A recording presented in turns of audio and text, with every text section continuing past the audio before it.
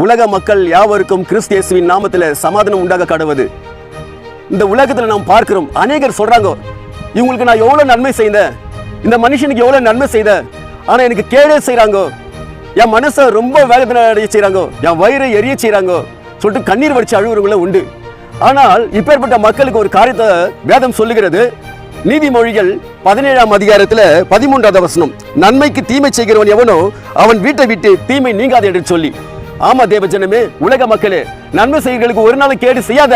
ஆகையால நீ தீமை செய்திருப்பாய் என்று சொன்னால் கிறிஸ்து இயேசு கிட்ட வந்துரு. கிறிஸ்து இயேசு உன்னை நன்மையினால் திருப்தியாக்குவார். தீங்கு உன்னை விட்டு நீங்கும். கிறிஸ்து இயேசுவின் சமாதானம் உன்னை ஆண்டு கொள்ளும். உன் குடும்பம் எல்லாம் செழுமையா இருக்கும். உன் குடும்பத்தில் இருக்கிற சாபங்கள் நீக்கப்படும் கிறிஸ்து இயேசுவின் நாமத்துல. ஆகையால மற்றவங்களுடைய மனசை நோக்கடிக்காதப்பா. அம்மா, மற்றவருடைய மனசை நோக்கடிக்காதீங்க.